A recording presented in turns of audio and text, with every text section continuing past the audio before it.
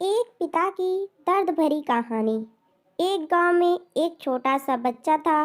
उसके पिता तो थे, लेकिन उसकी माँ की मृत्यु हो गई थी। पिता सारा दिन काम करता और अपने बेटे को पाल पोस कर बड़ा करता है। वह सारे सुख अपने बेटे को देता है जो एक माँ दे सकती थी। उस पिता ने कभी कुछ नहीं भगवान से मांगा, सिर्फ इतना ही मांगा कि मेरे बेटे को कोई परेशानी ना हो। दिन बीतते गए। बेटा पढ़ लिख कर अब अच्छा जॉब भी करने लगता है और वह शहर में रहने लगता है। कुछ दिन बाद वह अपने पिता से मिलने आता है और कहता है, पापा, मुझे कुछ पैसों की ज़रूरत है। मैं चाहता हूँ कि शहर में ही ज़मीन लेकर अपना घर बना लूँ। पिता इस बात को सुनकर बहुत खुश होते हैं।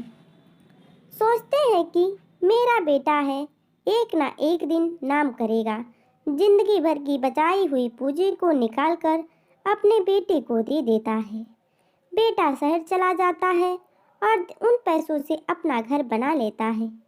पिता इधर इंतजार करता रहता है कि मेरा बेटा फिर से आएगा, एक ना एक दिन मेरे पास ही आएगा। जाएगा कहाँ? उसके पास अब कोई नहीं जाता था, क्योंकि ना ही अब उस पिता के पास पैसे थे और ना ही रहने की जगह थी। कुछ दिन बाद बेटा फिर लौट कर आता है और अपने पिता से कहता है, पापा, अब आप दादाजी बनने वाले हैं। पिता को बहुत खुशी होती है। इस बात को सुनकर वह कहते हैं, तो मुझे मेरी बहू और पोते से कब मिलवाएगा? बेटा कहता है, बस पापा, थोड़े दिन और। पापा, मुझे कुछ पैसों की ज़रूरत है, क्योंकि आजकल थोड़ा जॉब में खिचबिच हो रही है, जिसके कारण से मुझे कुछ दिनों के लिए सस्पेंड कर दिया गया है। पिता के पास कुछ नहीं रहता है देने के लिए, लेकिन फिर भी कहता है, अच्छा बेटा, तू रुक, मैं अभी आया कुछ पैसों का बंदोबस्त करके। पिता बाद में महाजन के पास पैसे उधार लेने चले जाते हैं और उधार लेकर बच्चे को दे देते हैं और बेटा शहर चला जाता है।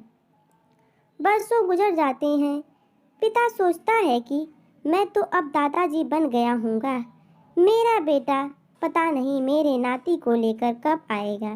फिर सोचने लगता है कि समय नहीं मिलता होगा, इसीलिए मेरा बेटा अभी तक नहीं आया, वरना आया जरूर होता।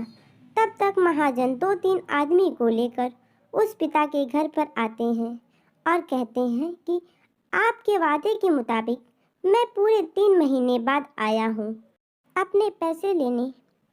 पिता कहते हैं, मेरे पास पैसे नहीं हैं देने के लिए।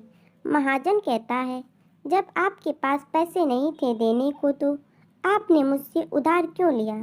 तभी पिता कहते हैं, ठीक है, रुको, मैं तुम्हारे लिए पैसों का बंदोबस्त करके आता हूँ। और वहाँ से नज़दीकी अस्पताल में चले जाते हैं।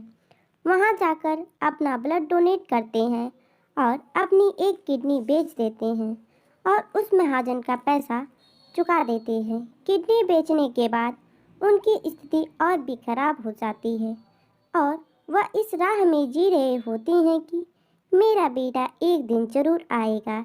इस आस में जीते जीते एक दिन उस पिता की मृत्यु हो जाती है, परंतु उस बेटे को अपने पिता को आग देने की भी नसीब नहीं हुआ। पिता अपने बच्चों के लिए जान तक दे देता है, पर उसका बच्चा उसके प्यार का क्या सिला देता है। अगर वीडियो अच्छी लगी हो तो लाइक, शेयर एंड चैनल को सब्सक्राइब जरूर करें। धन्यवाद।